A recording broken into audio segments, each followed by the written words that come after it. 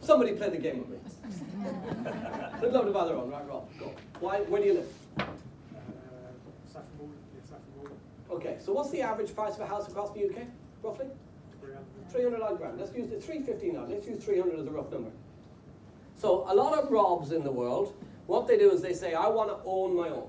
So they end up doing nothing. Here's why. Because to buy a 300 grand house, right, what do you need to buy a 300 grand house? A deposit. So you need 25%, which is 75 grand. And then you need 15 grand for the stamp duty, buying costs, etc. So you need 90 grand to buy the house.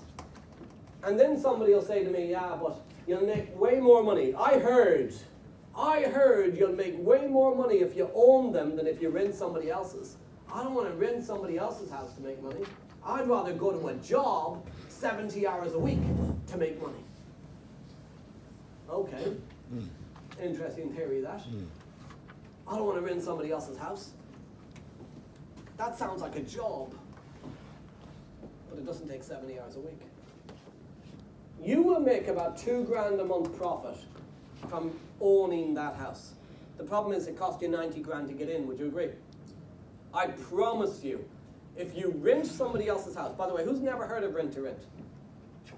Okay, you can literally rent somebody else's house and rent it out for a profit.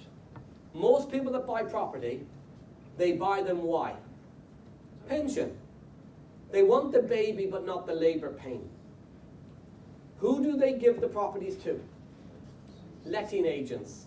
And they get charged a management fee. If it's empty, there's no income coming in. If there's maintenance, they've got to pay for it. So landlord, under a management agreement, gives it to a letting agent. Letting agent, under a tenancy agreement, moves tenants in. Agreed? We come along. Who's heard of subletting?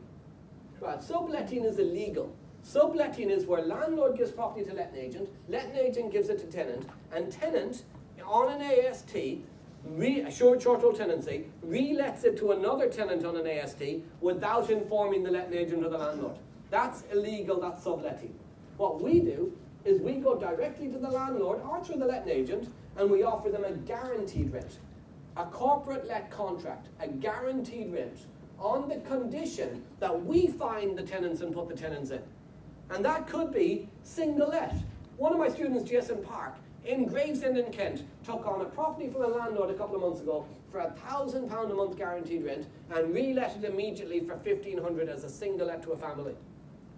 500 quid a month from just taking a property and reletting it out. Now the landlord's choice is they can give it to a letting agent and have management, maintenance and voids issues, or they can give it to us, guaranteed rent, no voids, no maintenance, no management fees. Make sense? Mm-hmm. Now, it will cost us, the rent we'll pay that landlord will be more than a mortgage we would have had if we owned the house ourselves. Does that make sense? So if I owned it, I'd make 2 grand a month. On rent to rent, your profit margin is about half. You'll make about 1,000 a month on the same house. You'll make half the money. Here's the difference. The dreamer, apologies Rob, that said he wants to own his own, dreams about owning his own to make the 2 grand a month, but never had the 90 to do it. So actually they're not making 2 grand a month, they're making nothing. Would you agree? While the person who's got the proper plan will go in and make the 1,000 a month. But here's the difference. The most I've ever, anybody here done rent to rent, by the way? Yeah, how many have you got? I've got one rent to SA. Okay, how much did it cost you to get into the deal? Well, on this one I use the sourcing company. How much of your money did you put into the deal? It's about 6 6 grand. grand, okay? 6 grand. How much a month does it make? Profit? Well, it only started, so in half a month I've made 400 quid, but it only went live on the 16th of August. Okay, so you're 400 quid up or 400 in so far? 400 up, I'm still down at it. Yeah, but you only had it running how long? 2 weeks. 2 weeks. So you're halfway into the month. By the end of the month, will you be in profit? Yeah, will be. Will be, by the end of this month. He's literally just started it. Anybody else got one? Yeah, how much? I've got 2. 2. How much did you pay to get in? So about 5 grand to refurbish it. Yeah, on each one? Refurbish it on each one, yeah. And how much profit per month? About £1,000 profit on each. On each? Yeah. Okay, what type of property? What's it let as? It's serviced accommodation. Okay, cool. Anyone else? Yeah. 2. How much per month to get in? The No, I have 6. 6? And the last house I put in about 6,000. Yeah. And it gives me between 800 up to 1,000 per month. So raise your hand for the rest of you in the room if it's helpful to know that 3 other people in the room have done this and are making, he's just started, the other 2 guys are making money from it. He will be making money by the end of his month from renting somebody else's house and then planning to do something else with that property. Raise your hand if 800, 500, do you know what, even 400 quid a month. I don't want to do a I'll deal make at my money in 5 months. I misunderstood. Every 5-6 months I'll make my money. every 5 to 6 months he'll make his money back. I'm going to go over the numbers in a minute. So literally he will make back what he put in the first 6 months. Raise your hand if you're liking this, by the way. While you've been trying to save up money to buy a house, these guys are making money on other people's properties. All the same strategy, different strategies on the back end. Different strategy. What are you running them as? Right now I'm thinking about buying commercial. No, I mean the rent to rents. What type of tenants have you in there? Professionals. HMOs. HMOs. So all 6 are HMOs. All of them. All 6 of his are rented and run as HMOs. He's renting and running as SA. They all make money. You can buy and rent as a single let, buy and rent as a HMO, buy and rent as an SA. Common problem? I know what I want to do, the single let, the SA, the HMO, but I don't have the money. Or you can rent it and run it as a single let. Rent it and run it as a HMO or rent it and run it as an SA. Oh, but I don't want to rent a property off somebody else, I want to own my own. Well, here's the irony of that. Who here owns a buy-to-let? Who really owns it? The bank. Because you got a mortgage from the bank. I'm more than happy to take out a mortgage from the bank and pay them an amount of money every month because I feel confident that it's mine. No, it's not. You own a debt. And if the market crashes, you're in negative equity. So why do you not, as a professional investor, hedge your bets? Diversify. Own some, rent some. Because the rental ones, he's making 1,000 quid a month, or whatever he makes on them every single month, whether the market crashes or not, because it's not his value. And he didn't need 90 grand to get in. They're spending 5 or 6 grand to get in. The most I've ever spent on a rent-to-rent deal is under 7 grand. That's the most I've ever spent. I've done some for nothing, by the way. I'm going to show you some today. 7 grand's the most I've spent. I'm going to go crazy right now. I'm going to put gold-plated taps. We're going to spend 9 grand. I'm going to spend 9 grand setting up a house that makes me £1,000 a month. If I spend 9 grand setting that house up, would you agree I could do 10 of them for the same money? Yeah? 10 of them for the same money, bringing in 1,000 a month each, is 10 grand a month. 10 grand a month over 12 months is 120 grand. For those of you that say, oh, I don't want to rent other people's houses, I want to own my own. Rent to create the cash so that you can use the cash to invest for the legacy. Because you haven't got the right plan. This creates the cash to grow the legacy.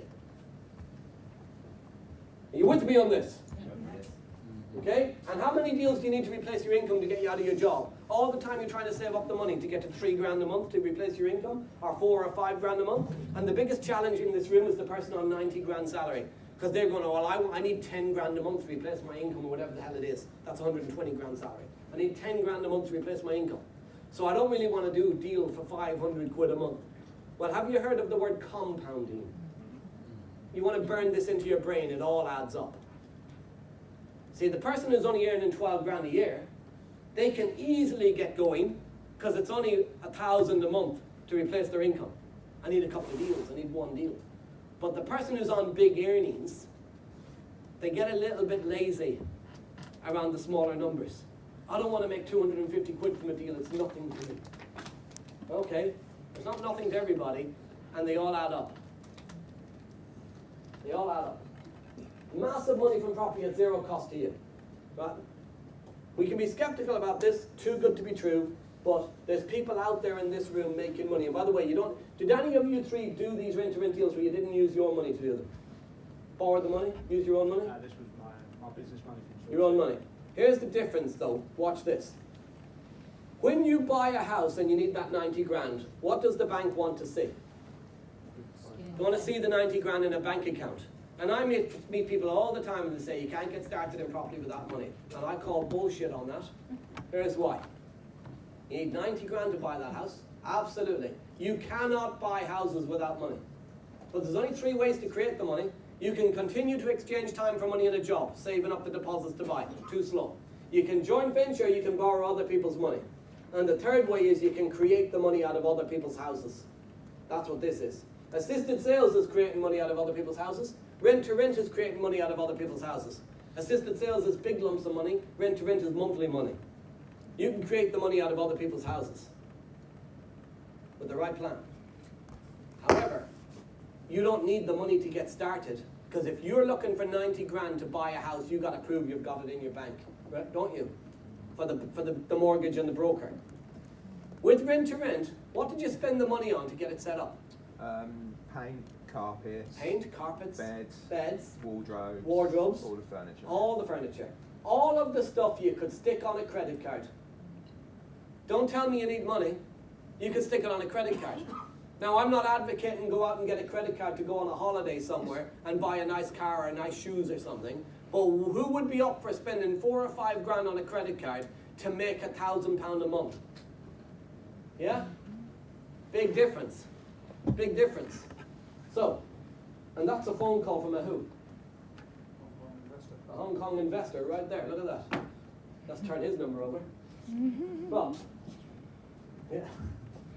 Mum and Dad are really interested about what we discussed. This is a text message from the seller of a house. Are you free on Tuesday to talk a little bit more about it and answer a couple of questions? Speak soon, enjoy your journey to Ireland, Sarah. I said I can't do Tuesday, maybe Wednesday. Not busy managing the house, I'm on holidays. After the meeting, she said, thank you. Between me and you, this is a rent-to-rent deal. She said, between me and you, me and Mum wants to work with you, but Mick wants to sell. So he's the one to work on. Don't let him know I gave you a heads up. Okay? That's the seller of the house's daughter telling me that her and Mum wants to work with me. So when I go back for the next meeting, who do I focus on? Mick. Now most people, have you heard this saying that you're a property problem solver? Who's heard of that? You are. We're property problem solvers. Here's the reality. Most people do not know they have a property problem. Most people have a plan.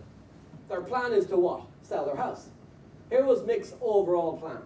Mick wanted to sell his property because Sarah, his only daughter, has bought a bed and breakfast in the Lake District. She already owns it. She's up in the Lake District. Mick and his wife live in Nottinghamshire. It's about a 3 to 4 hour drive to the bed and breakfast. Everybody with me so far? They've retired. Mick had retired about 2 or 3 years ago. His wife has just retired, and now their plan is to sell up, move to the Lake District to help their daughter with the bed and breakfast, and in about 5 years' time, they want to move back to Nottinghamshire to retire. But they don't want to move back to the same house, because it's a big 2-story house. They want to move back and buy a bungalow. Make sense? So their plan is to sell the house and leave the money safely in the bank for the next 5 years. So it's available for them to buy a house. Raise your hand if that's a pretty shit plan. Okay. So here's what I explained to Mick. Mick, you could do this. You could sell that property, leave the money in the bank. If the property market crashes, you are going to win, because you can get a better house for your money. If the property market goes up, you will not be able to get back into the market. While the safest place for you to leave your money is not in the bank. The safest place for you to leave your money is in the house. Leave your money in the house. I will rent the house off you for 575 quid a month. Guaranteed rent. I'll take care of the maintenance. You've no voids to worry about, no letting agent management fees. I'll pay you 575 every month in your bank account. I'll take care of the house. I'll rent the house out. And we'll do it for the next 60 months. When you want to move back to Nottinghamshire, just give us 3 months' notice, okay? After the 5 years, whenever it'll be, who's happy with 5 years minimum, give us 3 months' notice at any point after the 5 years. You get your house back, you sell your house, and you exit the market and re-enter the market at the very same time. Meaning that if house prices have gone up, down, or stayed the same, you do not lose. You can get back into the market in the same area. Make sense? Yeah. Now here's the best bit. If Mick left all of his money in the bank, he'd have got next to no interest on it. His mortgage is just under 380 quid a month. I'm paying him 575. He's making nearly 200 quid a month from me after paying his mortgage, more money by keeping it than he would have made on interest in the bank. And if the house prices go up, he sells it for more money. But it doesn't matter because he's trying to buy back in anyway. When I explained this to Mick, guess what he said to me? Who would do the rent-to-rent there in Mick's situation over selling it, by the way? Look around the room. Look around the room. See, people do things for logic and reason. That could be a deal. People do things for logic and reason. But most people are not giving them logical reasons for your offers. You need to know how to negotiate these deals. What to say, how to say it, how to position it as an offer for somebody. What Mick said to me was this: it's a deal, and he put his hand out to shake my hand. And I said, we need to draw up a contract. And he said, don't worry about a contract, a man's handshake is his bond.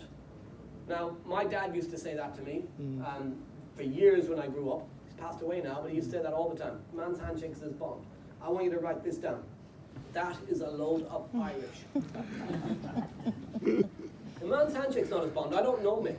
I need a contract. I spent 1,500 quid on a solicitor drawing up a contract for my first ever rent-to-rent deal.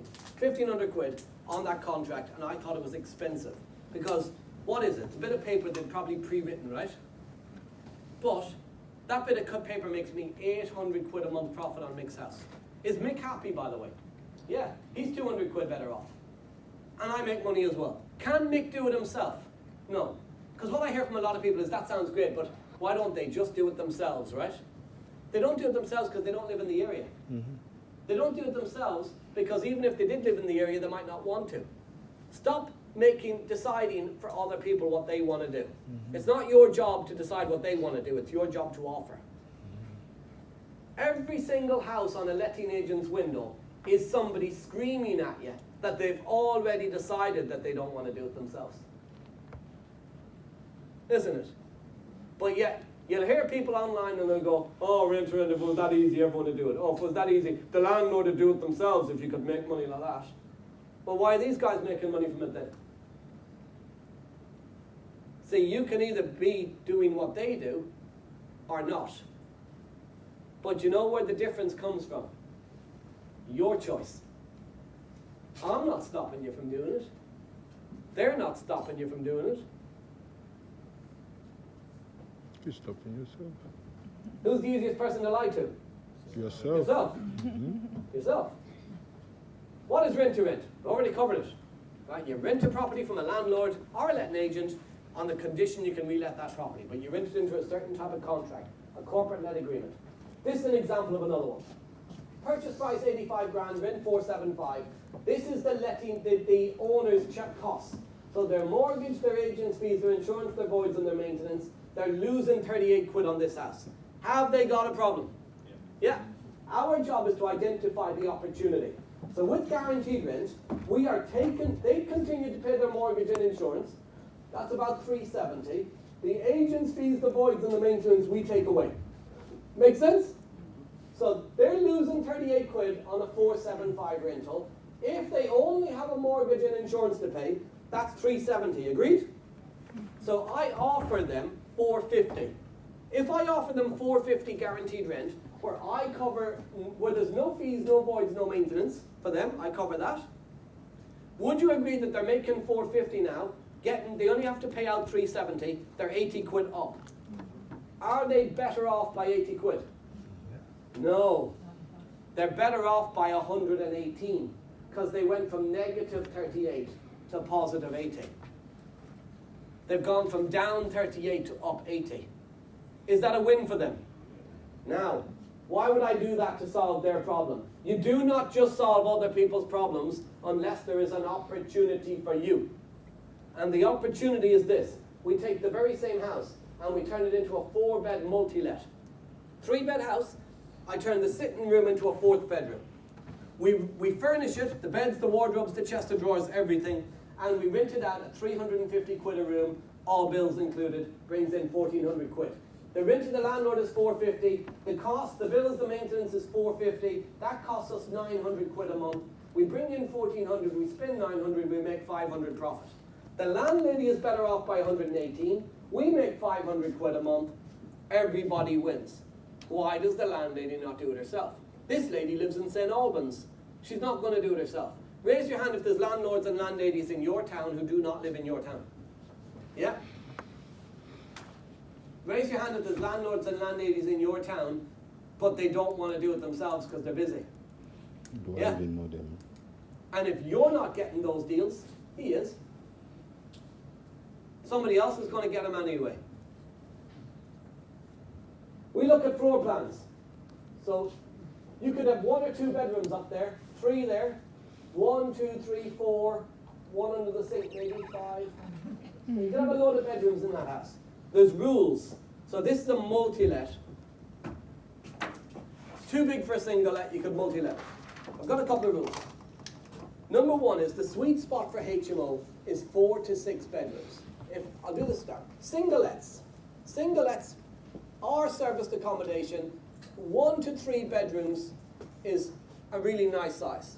HMO, you're looking at 4 plus. Now you could have SA on bigger ones as well, but they work really well on smaller properties. Single-lets only work really, really well on smaller properties. The larger properties, HMO. So you could take on a property depending on the size and decide what way you run it. Make sense? Why 4 to 6? As soon as you go to 7 bedrooms, you need planning permission on a HMO. 4 to 6, you might or might not need a license depending on your area. But licenses are easy. The reason I JV with people is I fund people's deals on what's called a 6-month rule. And the reason I fund their deals is I'll put the money in with my JV partners and we spend that money to pay for if it needs fire doors, smoke system, emergency lighting, whatever it needs, and they don't have the money, I fund that part of the deal for a 50-50 split of the profit. Make sense? So that's a win-win. Who'd be interested in that, by the way? Well, that. So it becomes a win-win. So I'll tell you a bit about that in a while and how that all works. But this property here, we run it as a 6-bed because no planning needed, but you do need a license. With me so far? Some 4 beds don't need a license at all, some might. 5 beds onwards typically need a license, but getting licenses in place, it just means the property is safe. It's a few hundred quid, it's not the end of the world, but for the license, they refurb. If it's not, most new builds and stuff have already got fire doors and things, but also we target HMO licensed properties, so they're already licensed. They're already the right room sizes, they've already got the licenses, etc. And the landlords that live out of areas, the landlords that live abroad, the landlords that don't want to necessarily manage the properties locally, we do that with them. Who in the room is interested in deal packaging? Totally missing a trick here sometimes. I can't find rent-to-rent deals. Well, why don't you package them to investors outside of your town and offer them 5-year guaranteed rent on the back end? So you sell it for a fee and you get to run it for the cash flow. Who likes that idea, by the way? That's what I do. So That's what he does. I'm a letting agency as well, so I put it through that. So Yeah. it's free, really. And he's a letting agent. So he sells the deal to an investor that lives outside of town for a sourcing fee, so the investor owns the house. And then this is the big thing people miss on rent-to-rent as well. If that landlord ever wants to sell their house, who's the first person they're going to come to? You, because you've already got it. So many opportunities in rent-to-rent that people totally miss, because they're focused on the wrong thing. So, we've got 2 rules. The first rule is the rule of 1.5. Now let's say you got we said 4 to 6 bedrooms. Let's say you got a 5-bedroom house. 5-bedroom house, our job, and so many people screw this up. They're trying to look at the property and see what the landlord wants on the rent. The landlord's asking rent is distracting and irrelevant. Distracting and irrelevant. The most important number is, if I had the keys of this house, how much could I make from it? Does that make sense? Not what the landlord wants, what can I make? And then you reverse engineer your numbers. So if you look in locally and you check what the market's doing and what you could rent a room for, what the competition are renting rooms for, let's say they're renting rooms at 500 quid a room. 500 a room, there's 5 rooms. Well, I know that if I had the keys of this house, I could bring in 2,500 quid. With me so far? That money's got to go to 3 people. Some of it is my profit, Some of it goes to the landlord and some of it covers the bills. So pay yourself first. Now I want, in a 5-bed house, 3.5 of the bedrooms, so 3.5 of the rooms are going to cover the landlord and the bills. And I want 1.5 rooms worth of income to be my profit. Make sense? So if one room is 500 quid, what's half a room? 250. So my target profit is 750. So I deduct that first, it leaves 1750. Then you pay the bills. Now, I'm going to say here 100 quid a room for the bills. We all know about energy crisis and whatever. Here's the thing. You could have a big cold E-rated EPC house or a C-rated EPC house that's warmer. So when you're working out the bills on a property, your council tax, your gas, your electric, etc., should you get copies of the last 3 to 6 months worth of bills so you can actually accurately work out what it would be? Yes, from your landlord. So we always ask the landlord for proof of bills. So then we can, now if it was run as a single let and you're going to multi-let it, the gas and electric will probably be about 40% more. Make sense? Because there'll be more usage. Check the water. Is the water on a water meter or a fixed bill? There's going to be more water usage if it's been moved from a single let to a multi-let. But let's go for demonstration. Typically it'll work out when you look at it about 100 quid a room. So 5 rooms, 500 quid, take away 500 quid, that leaves 1250. You've been paid, the bills are paid. This here, by reverse engineering, is your maximum offer to the landlord.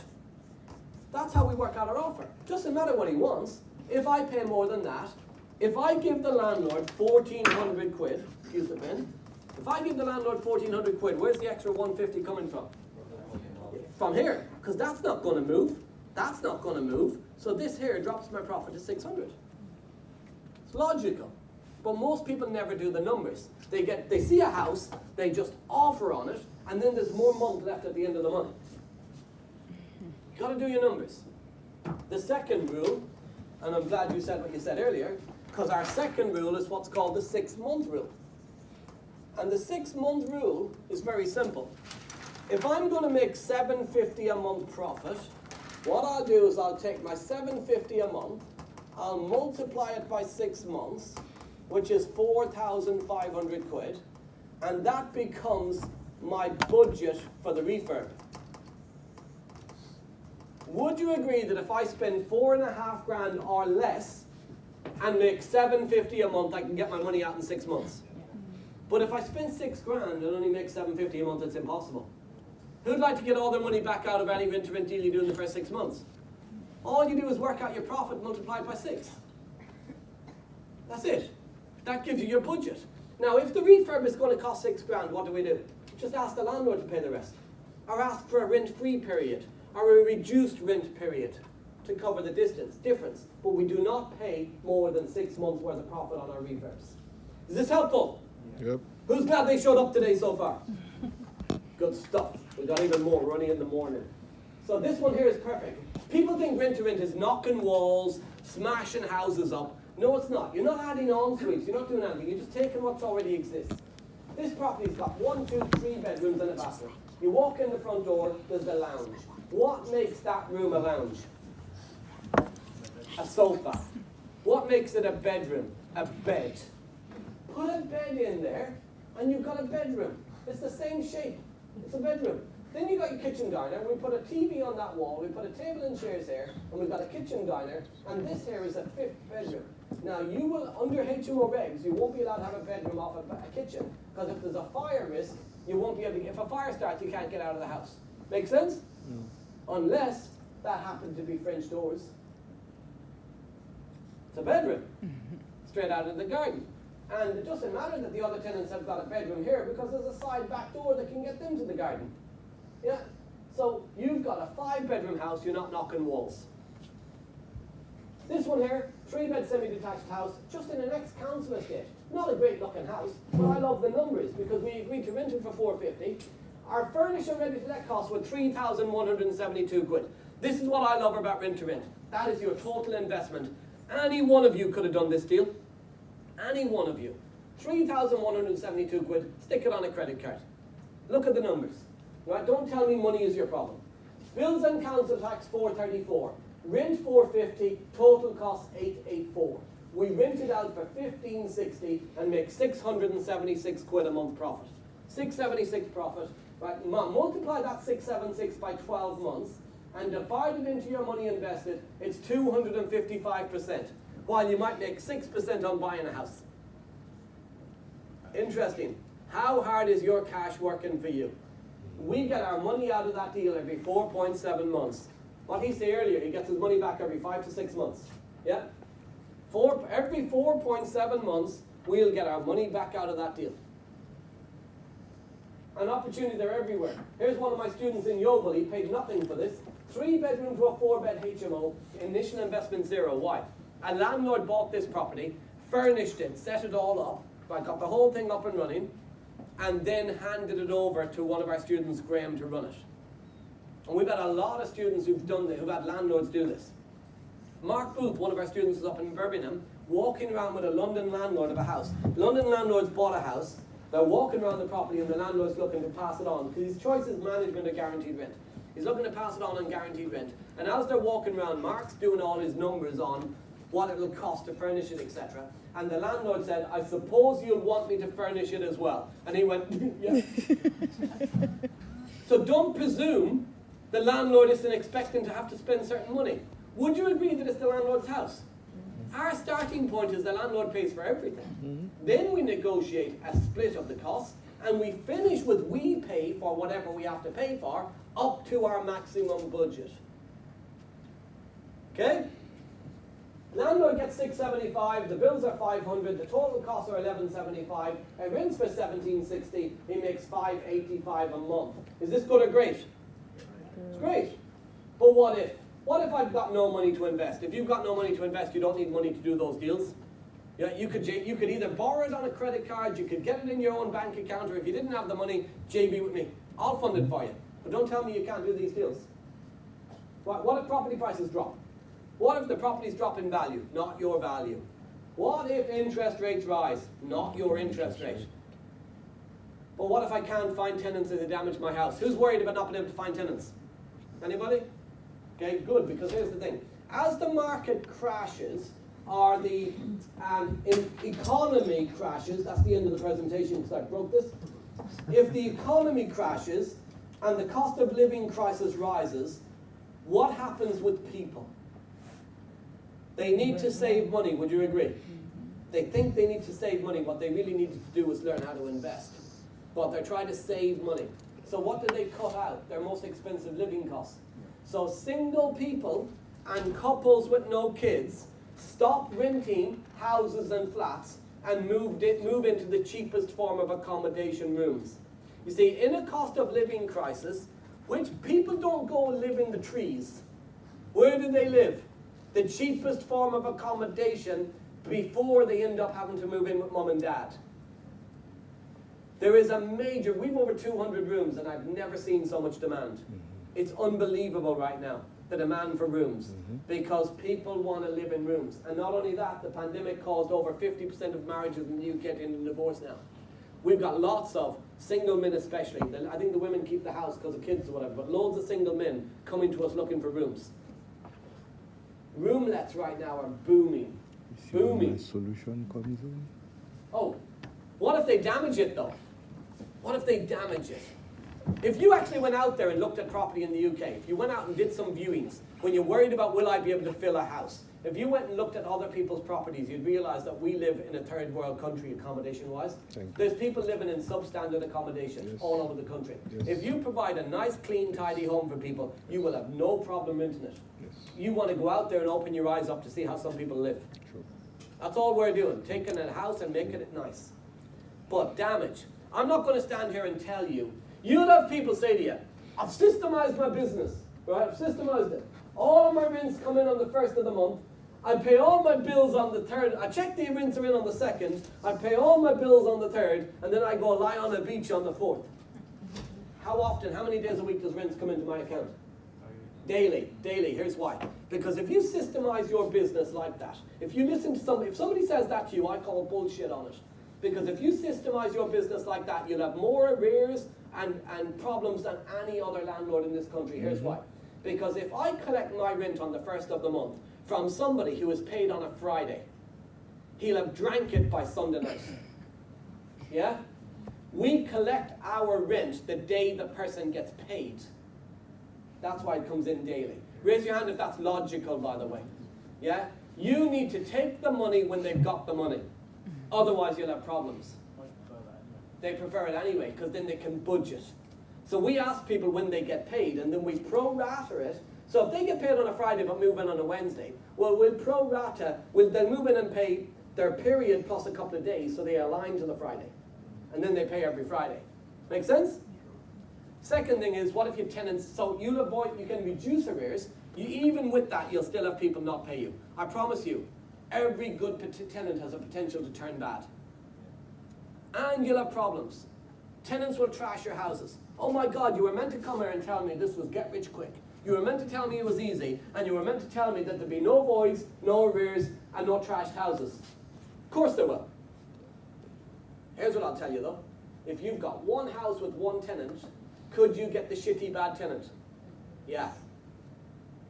If you have 25 tenants, you see, if you're saving up deposits to buy houses, you'll end up with one house. The tenant might not pay the rent, or they might trash the house. Who's paying for it? You are. If you did rent to rent and you got to 5, 10, 15, 20, 25 plus tenants quickly, if one of those tenants damages a property, if one of those tenants doesn't pay the rent, who's paying for it? The other 24. The other 24. You see the safety in numbers. I don't worry today about tenants. We've got a budget for tenants trashing houses and doing some damage, but I'm not going to stand here and say to you, oh, your referencing process will stop it happening. If you are worried about voids, tenant damage, etc., there is something for you in this world. It's called a job. Go work for somebody else and stay safe. Stay safe and stay broke, but stay safe. But if you want to be an entrepreneur, you roll with the punches. Yeah? Now, you could put in rent guarantee insurance. You could have contents insurance. You can take deposits. So you can protect the downside, but there'll be a damn downside. And if you don't have the thinking, the mindset, the belief, build yourself up as a person, you'll never build your income up. Can I ask a question? Yeah, of course. What's the name? Michael waiting. If we ask a question in the Progressive Property Building and he says his name is Michael, everybody else has to say, hi, Michael. So let's try this. What's the name, Michael? Hi, Mike. Michael. Hi, Michael. Hi, guys. How do you navigate the mortgage of the landlord when it comes to refinance if you're guaranteeing for 5 years? The reason I ask is that I'm actually a mortgage broker. Ah, we got a mortgage broker in the room. Hey. Yeah. That's primarily my reason here. I've got 230 of buy-to-let clients who I'm helping to try and build their portfolios. This is really Okay, so as a mortgage broker, what percentage of the properties in the UK have got no mortgages? that's a question I'll have to come back to. I'm not sure. 1/3, 33 and a third. Google it. 1/3 of properties in the UK have got no mortgages. 3 in 10. What percentage have got the right products on them? 2 in 10. Yeah, about that. Is there residential family homes in the UK right now rented out on buy-to-lets? 100%. 100%. How many of them do you think? Hundreds of thousands. You're a broker. Do banks care? No, not necessarily. No, the banks don't care coming from a mortgage broker. You need the right insurance, but the banks don't care. However, if they found out, they would have to act upon it. Fine. Yeah, but they don't care. Here's the thing though, people will say, oh, well, rent to rent, what if the property's on the wrong mortgage? Do letting agents, when they take a property on, ask you what type of mortgage you've got? No. Do they care? No, it's the owner's responsibility. We've got a contract that protects us. Is that owner going to give the property to somebody anyway? So why not you, number one. But number two, 5 out of 10 properties in this country are on the right mortgages for rent to rent. Half of them. So what people that do nothing will do is they'll focus on the 5 they can't do. Oh, well, I'm not going to do rent to rent because you can't use all the houses. Not every house needs a refurb for the buy-to-let strategy, guy. Not every house. I'm going to buy houses. Not every house is for sale. Get out of your own way. You can only do what you can do, or you can talk about doing nothing because you can't do what you can't do. I'm going to do assisted sales. Not everybody wants to sell. Rent to rent does not work on every house. But buy to let doesn't work on every house. I'm going to do buy to let, but they don't work in expensive areas. So you end up doing nothing. Think about this, it's ridiculous, isn't it, when you think about it? What we do is we focus on what we can't do, instead of focusing on what we can. Do what you can do. Thank you. How to protect yourself, by the way, right now. Oh, you're worried about stuff in the market. Who's worried and wants to de-risk it completely? Do profit shares. Profit share, right? Joint venture with the landlord. Instead of giving them guaranteed rent, what we say to some of our landlords now is, our landladies, we say, we will give you the initial income. So let's say this $2,500 house here. We'll say to the landlady, I'd make $750 guaranteed, but what if there's a void or something? I'm only going to make $250 if there's an empty room. So I'd be happy with 400 quid on this house. So what I'll do is I'll take the 2,500 and I'll think 400 for me and 400 for the landlady. So take 800 off the 25, 1,700. I'll say to the landlady, I'll manage your house for free. I'll give you the first 1,700 quid. You pay all the bills, but you get the first 1,700 quid. Everything over 1,700, we split 50-50. So if it's full, you make 2,100, but you pay the bills. And I make 400. But I'll only get paid if it's more than 1,700 coming in. And by the way, Miss Landlady, I don't want to run your house and spend all of my time doing it to make no money. So would you agree that I've got a vested interest in making sure it's full? Yeah? The letting agent, if they've got one room filled for you, they're getting paid out of one room. I don't get paid unless there's at least 4 filled. So who likes the idea of just splitting their profit with the landlady where you take zero risk, where you get half the upside, no downside? So if you're risk averse, you do that. How do you do this stuff? I've shared you loads of ideas, loads of examples and stuff you can do, but here's the thing, you've got to start now.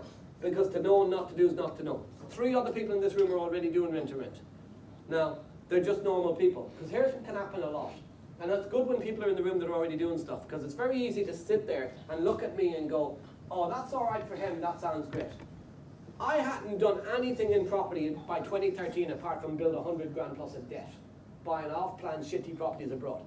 Eamon grew up with me in school. He can tell you I didn't have a clue what I was doing when I left school. That was both of us, Kevin. That was both of us, okay, yeah, good point. But youngest of 8 kids, grew up on a farm in the west of Ireland, didn't have family that did property, didn't have any people that were in business in my family. We all just had jobs. Anybody can change where they're at. But you know what, if you're looking back at the past, keep looking back. What happens when you look in a rear view mirror? You crash. You crash. You got to look forward. You can glance back to realize that every step you've took in your life to today led you to where you are now. But it's the choices you make going forward that lead you to the future. And if you continue to make the same choices you made in the past, you'll get the same result. Sometimes you got to put yourself at risk of success. But most people are fearful of success, so they stay where they are. And they decide to lose. Because they're afraid of winning. And they got one life. And you know when you land on that final day on this planet, they did a test of this, by the way, the final day on this planet, when they asked people in, the homes where people are, the end of day care homes, what they call hospice. Hospice, I had an Irish moment. Hospices, they say to people, what are their biggest regrets in life? They don't talk about the mistakes they made. What do they talk about? The things they never tried. The things they never tried. Not their mistakes. Have clear written goals. We spoke about goals. Not dreams, goals. Steps. What am I going to do today to move me forward? And do one thing every single day. Just one thing a day. Some people are going to walk away from here, you make a note of notes, you're going to go away and you're going to do 20 things tomorrow, 15 the next day, 10 the next day, 5 the next day, and quit by the end of the week. Other people that just do one thing every day. Consistency is the key.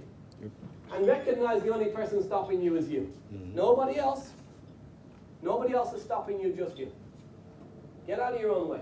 Get educated, get moving. Determine your marketing. Your job in property is not to find deals. A lot of people come to me all the time to go, how do you find the good deals? I'm not looking for deals. Let me say that again. I am not looking for deals. Your job is not to find deals. Your job is to make sure, listen carefully to this, to make sure if a single person in your town wants to rent or sell their house, they know how to find you. Big difference. They come to you. And by the way, if you go to somebody trying to push your idea onto them, I want your house, I want your house, they're already not interested. But if he rings me up, you know they're already in.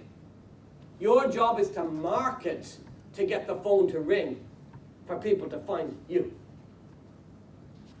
Evaluate the numbers. So the phone rings. Do your numbers. Does the deal work? But you know what? They're not difficult numbers. They're not big, complicated commercial conversion numbers. Right, or some other type of strategy. They're just simple numbers. How many rooms? How much can I rent them for? Work out what you could make from the house. Take away your bills. Take away what you pay the landlord. Agree the terms. There's only a couple of terms. But terms. How much we're going to pay for the property. For how long? And one final one. Who covers what regards the maintenance? Now, if you buy a house, you are responsible for everything. The structure, the roof, the windows, the boiler, the drains, the hedges, the door, everything. With rent-to-rent, we are responsible for the cosmetic repairs. The landlord is responsible for the structure. Good afternoon. Welcome. You're okay? Caught in traffic? Yeah. You didn't miss anything. Shouldn't miss anything, did she? We're just starting. So, the structure is the landlord. The cosmetic repairs is us. Hang on, right?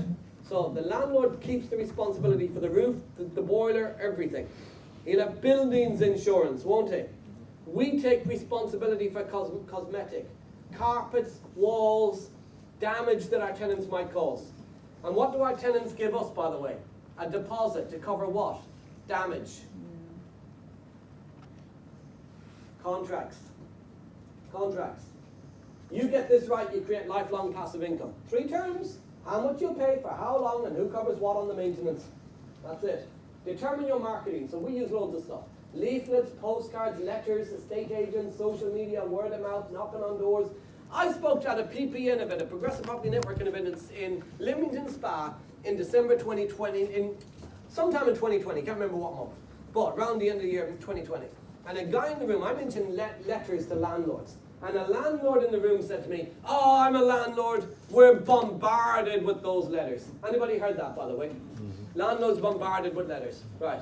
And has it put you off sending them? Good. Has it put you off sending them? Good. Because here's what will happen. Somebody will say to you, oh, landlords are bombarded with those letters that never work.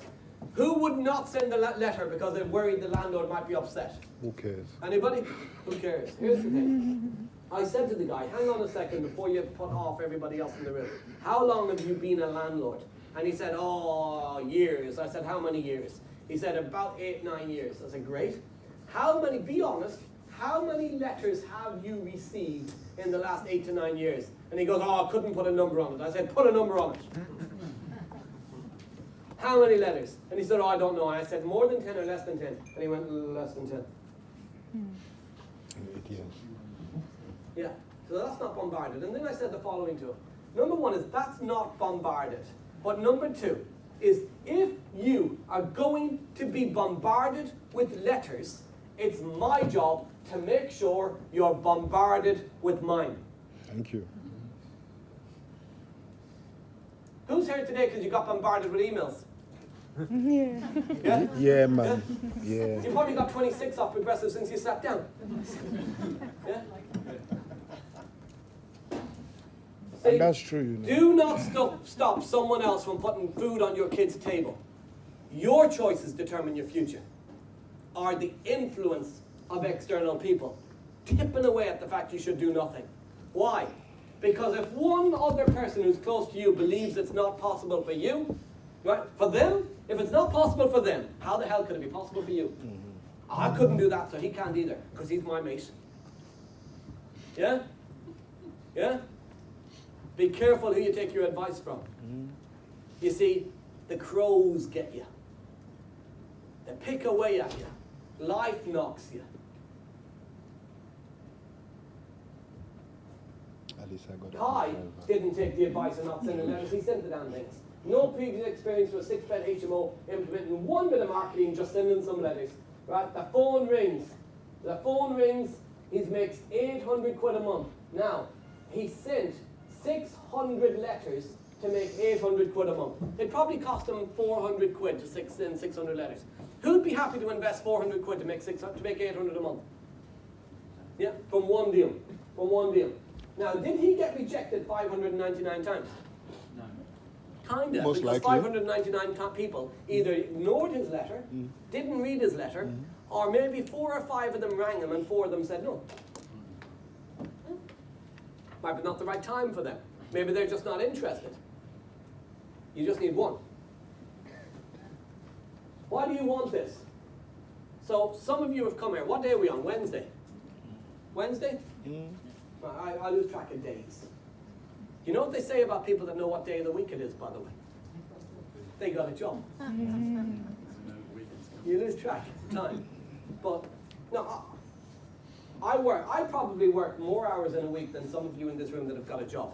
But here's the difference. I choose to work hours that I want to work. I can take my kids to school in the mornings, apart from this morning, although I had breakfast with them. I can pick them up from school in the evenings. I can have dinner with them. I can put my wife, we have a system, so when we get up in the morning, I go to work at about 6 in the morning out to our office. I work at home, so I go out in the garage, we have a garage upstairs office. I'll work in the office, I'll go in, I'll have breakfast with my kids when they wake up with my wife. She'll take them off to school, some days I'll take them to school if I'm at home. So she'll take them this morning, I'll take them tomorrow morning because I'm at home. And then in the evening, they come home from school, we'll have dinner together, then we'll bath them together and stuff, and my wife will take them to bed, put them to sleep, and I'll go back to work. Because still work long hours. Don't be this thing about financial freedom. Be careful what you wish for. Because I couldn't imagine myself lying on a beach doing nothing. Well, you're green, you grow, you're ripe, you rot. It's choosing what you want to do with your time. But you've got to do something. Soon, do you know those people that retire at 65 and then they're dead a year later because they had nothing to do? So you be careful of this thing about not wanting to do anything. I'll work, my exit strategy is death. I'm going to work forever. But I'll work. Here's the difference. I choose to work when I want to work, doing what I want to do. It's about the choice to do what you want to do, rather than the having to be somewhere. Buy back your time. Why are you here? On a Wednesday, some of you have took time off work. Some of you have rang in sick. Some of you are working from home. Who's working from home? So write down why you're here. Because some people say it's for the money. It's not the money. It's what the money's for. Why do I do this? I do it for my family. I do property for my family. I know that my kids will make way more money out of property than I will. Why? Because of capital growth over the long term. The compounding effect.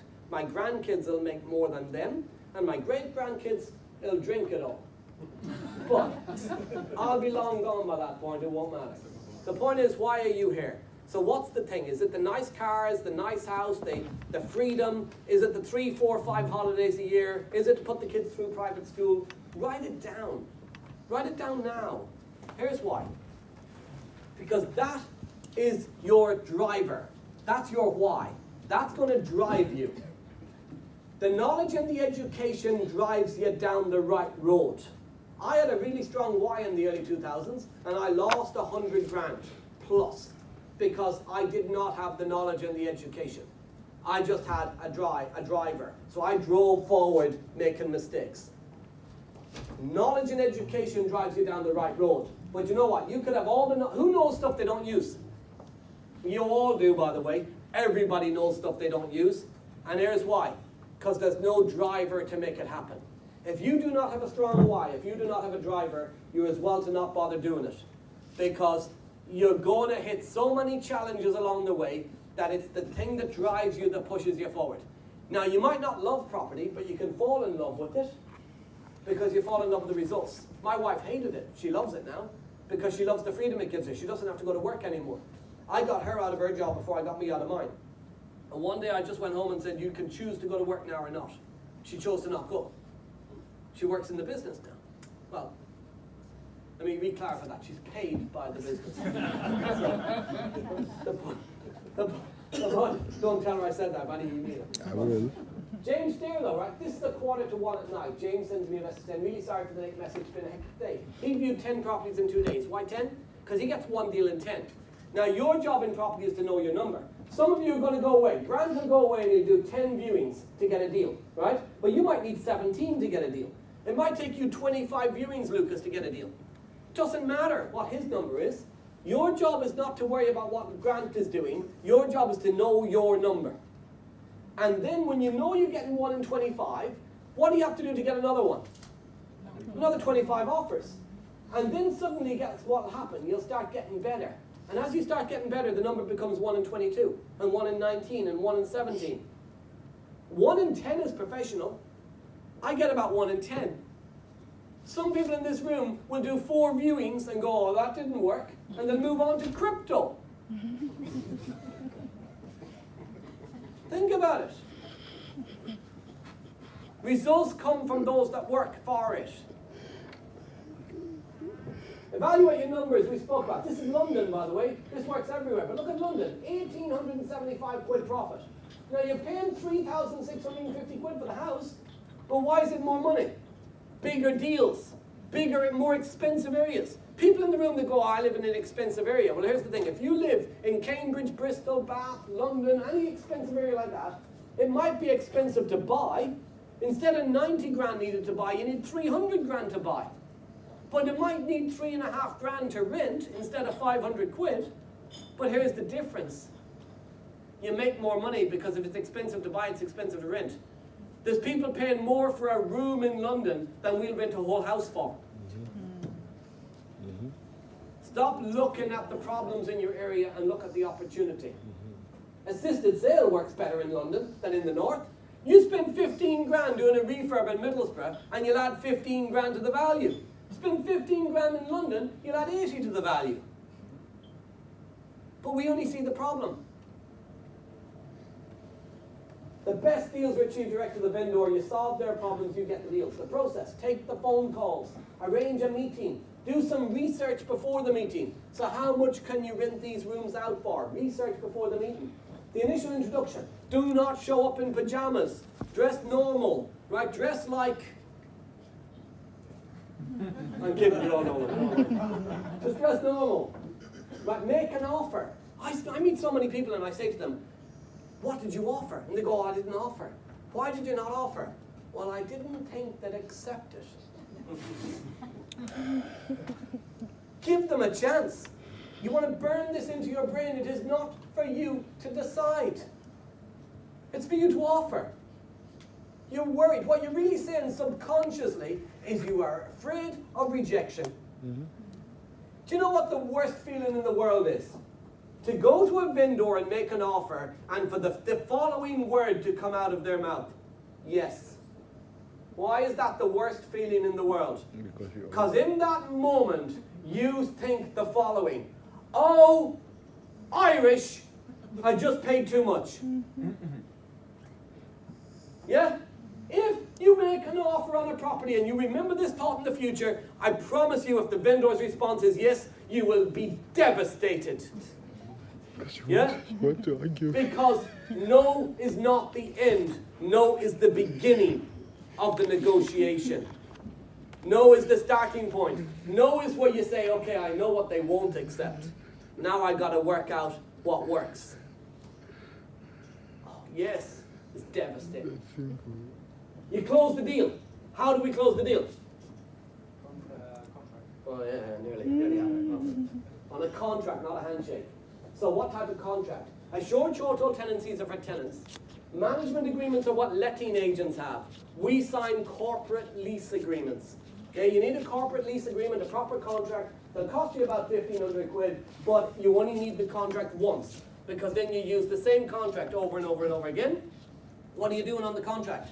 You're just changing the details of the landlord, the details of the address, etc. The length of the contract, ideally 3 to 5 years. Now, I didn't know, who's learned a bit of stuff the last couple of hours? Right? Who's learned stuff that you could go away and start to use? Yeah? I didn't know any of this stuff for years. My first deal, this was it in Estonia. I didn't buy the lake. I bought an off-plan property. I'm in that picture, by the way. I'm behind the camera.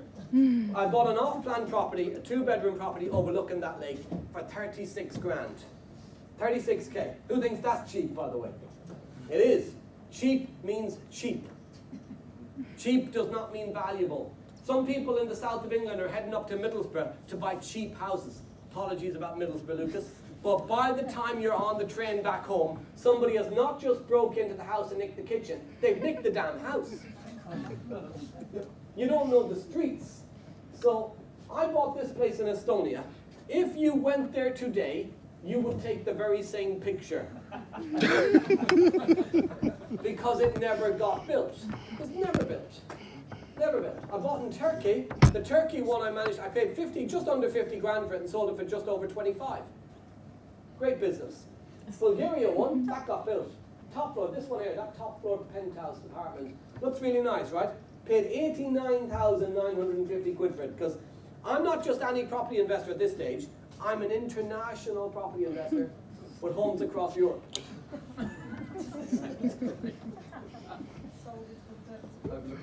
56 apartment. I've got a beach apartment in Turkey, a lake villa thingy in Estonia. Well, I will have sometime, ever, never now. And oh, by the way, the one in Estonia I bought second floor. So You want to come to they didn't Cameroon? build the first floor yet. I can laugh today. The one in Bulgaria, right? You say I can laugh today. My brother's 10 years older than me. Emil will tell you he's got a full head of hair. I lost this through stress in the mid-2000s, right?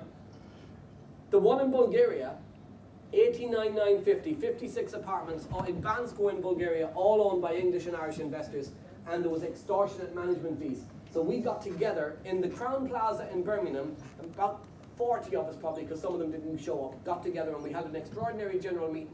And under Bulgarian law, you could vote out the management company and vote in your own. So there was an English couple that run a managing agency in Bansko called Alexander Services. So we voted them in to run the complex. And they took over the complex, the other company went out. Good plan? 6 weeks-ish later, 6 and a bit weeks later, the old management company came back to the complex with the local police and did this. Took everything. Kitchens, air cons, skylights, everything out of all 56 apartments. Why? Because we voted out the local Bulgarian mafia who own the police, and basically we ended up in front of a judge. 12 of us went out, I didn't go, ended up in front of a judge, and the judge is also owned, and the judge said, well, you own the building. The managing company was the developer, and they said that all they have done is took back their contents.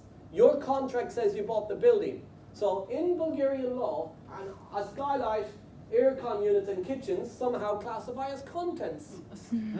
Why did they do that? Because they managed loads of complexes that they had built and managed, and they didn't care about ours, they were literally saying to everybody else, if you vote us out, we'll do the same thing to you. It was a warning to the others, but we got hit. Nice. 135,000 gone of money I didn't have. People say, oh, was it all right, you had the money in the first place? No, I didn't. I bought them because I was promised mortgages, promised they'd be worth more than the purchase prices, etc. I put 8 grand down across the 3 of them, my life savings, and I had to spend years trying to pay that debt back. In fact, I do something for a reason. I'm going to log into Barclays Bank, my personal bank, okay? And I'm going to go down to, see all accounts, Barclay loan of 11,796 quid. That's the amount I still owe. 11,796 quid. And I pay it monthly. And here's why. Could I pay it off today? Yes, easily. But here's the thing, that payment is 250 quid a month. I could pay it off today, the 250 quid a month. And this is what people that are not financially savvy do. They take their 11.5 grand and pay the loan off. I could take that 11.5 grand and do 2 rent-to-rent deals at 5 grand each, okay? And each of the 2 deals could bring in 500 quid a month each. Are you with me so far? So if I got one rent-to-rent deal that makes me 500, another makes me 500, that's 1,000 a month. That 1,000 a month, I then take £249 of it, and I service the debt. It's free. And the debt's free. See, I'm not paying that debt down now. I've not been paying that debt down myself since 2013. Rental income has been paying that debt down. So I'll just leave it there as a reminder of where I was. Do you still own that property? Yeah, I still own. You have to. So why not? You have to pay municipality taxes. Your question now is coming, why not do it up? Yeah, the reason you wouldn't do it up is because there's 55 others rat-infested properties right next door. They're in a complex. So you have to get all of them to put them back together. And then you could put it back together, and what might happen? They'll do it again. They'll do it again. So I was completely broken and faced the choice, quit or keep going. People always say to me, why did you keep going? I didn't, I quit. I quit. I quit in 2007, I didn't restart till 2013. Why did I restart? I'll tell you why I restarted, because I spent 2007 to 2013 trying to dig my way out of debt, and I still owed over 100 grand. See, I had no choice but to keep going. Easy choice for me. The biggest challenge most people have is they have a choice. They have a choice because they're comfortable. I was so uncomfortable, I had no choice. Easy for me. But you know what actually happens over time? When you stick at something because you've got no other choice, what happens? You become good at it. You see, property was the thing that put me in debt. But guess what the only thing that could get me out of debt was? Property. The irony of it, eh? Property. You don't have to make the mistakes I made, guys. What can rent-to-rent do for you? That car is parked outside. Bit of a few scuffs on the white wheels, but it's parked outside. I take that home to Ireland. I've been twice now, but the first time I went, I hadn't seen my mum in about 19 months in the middle of COVID. And I parked up outside our house. My wife and kids got out of the car. My wife came out to see me, and she stood at the front of the house. And we haven't seen each other in about 19 months, and I went to give her a hug, and she looks past me, and she goes, what are the neighbours going to say? I was like, about what? She said, the car. And I said, they'll probably say Kevin's home, and give her a hug. The point is, my mum worries about, you know my mum worries about, you can't tell the neighbours you're doing well. The neighbours wouldn't want to know. Yeah? My uncle came up once and said to my mum, her brother, said, I seen Kevin on social media, that's very dangerous. Yeah, he needs to be careful, he's got kids. Okay? But yeah, there's a point to that, and we are careful, but it's the way they think. And I grew up surrounded by that thinking, surrounded by that type of thinking. That there is a 125 grand car. Except it's not. It's not. Who here owns a car? Okay, who's bought one? Who bought one new? Yeah, what type of car? A what? That's not a car. Cash kai. I use it because it's a cash kai. It's a cash killer. How much did you pay for it? 29 grand. Okay, so 29 grand for a car. How long ago? Less than a year. Okay, so she bought it less than a year ago. What's it worth today? About 20, yeah. right? 9 grand. And nobody would want to buy it. It's a cash guy. Yep, definitely. What would it be worth in 3 years' time? 10. What have you lost? 7 grand. 19k. That's it. Poor people, you're quite wealthy by the way, which is a choice, but poor people, because I know her, she does property, but poor people buy cars. Wealthy people control. Watch this. You could have took that 29 grand and bought 120 grand property with a 25% deposit of 29k. With me so far? Around those numbers? That house, rented out, would have made about £300 per calendar month. And you could have leased a brand new cash car for 50p. Okay, you could have leased the car for less than 300 quid a month. Buy the house with your 29 grand, and then lease the car with the income. I see people on social media and they go, oh, they don't even own their own cars, how could they have any money? Poor people buy cars because it goes down in value. Now if you bought the house in 4 years, that 19 grand, that 29 becomes 10. You lose 19. If you bought the house in 4 years, where's your 29 grand? It's still in the house. What's happened to the house though? It's got up to 130 maybe. Maybe only 10 grand. Your 29 has become 39. That's It's smooth. grown. That's smooth. You're 30 grand better off. Mine's on But- finance though, so a HMO extra room pays for it. Yeah, so it's on finance and the HMO extra room pays for it because she's an investor and she's smart. But most people are buying cars and paying for it from a earned income from a job. Is this making sense? Okay? Why don't you get rental income to cover the cost of your cars? Change the thought process around what you do. This really pissed my wife. By the way, that's 2 houses. It takes 2 houses to cover the cost of that car. This is houses as well. I've bought this. Now, the reason I bought it is because I bought it within a company. I can claim back the VAT immediately. It's the first ever electric Porsche car, and I have a feeling that in about 25 years' time it'll be worth more. Because what will happen is it'll go down and go up because it's the first ever electric Porsche. And you get capital allowances. Right? I don't have to pay 20% tax, 19% corporation tax on that money. I would have given it to HMRC or I can drive it. My choice.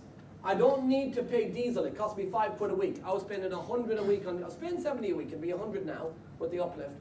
So I'm saving about 5 grand a year on diesel over 4 years. That's 5 times 4, 20 odd grand more. If I had to take the money out of my company to run the car personally, then I wouldn't be able to take as much money out to live with my family and enjoy life with my family. The benefits, that car there, a 125 grand car, the true cost of it is about 35 grand. When you take away all of the savings through running an electric car through a company. Yeah, and it's better than a cash car and only 6 grand. It's only 6 grand more expensive than a cash car. This really pissed my wife off. I bought her flowers. No, but we leased that Range Rover. That is on lease. That's 529 quid a month on lease. We have a rent-to-rent property that brings in 750 quid a month. A house that's not even ours. 750 quid a month. It pays the lease and the diesel. See, most people complain about the cost of the diesel. You cannot control the cost of the diesel, but you can bloody control how much income you make. The answer is not moan about the government. The answer is earn more. The answer is create more. Stop waiting for somebody else to fix your problem. All the time you're sitting there hoping and waiting for things to change.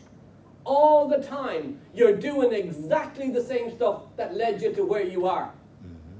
Be the change that you want to see. Thank you, sir. Become the change. Be the change. Just like James. Feeling really pleased with myself. I've got a landlord that wanted guaranteed rent with 0 risk, and I've completed no money down course with Kevin Mc Donnell. I offered him rent to rent. 3-bed flat, paying 700 quid a month. I'm allowed to add a stud wall and have 4 bedrooms that are left 1,600 quid a month excluding bills. I'm profiting 900 a month over 12 months over 5 years. 54 grand profit from one deal he doesn't even own, and he said I just need 20 more of this to make $1 million. Oh boy. By the way, some of you have known about rent to rent for a while and not done it. Should we have a break? Have we had a good morning? Let's do a 10-minute break. Back at about 25 to 20. Back at 22. Back at 22 when the clock hits 8. Back when the clock hits 8.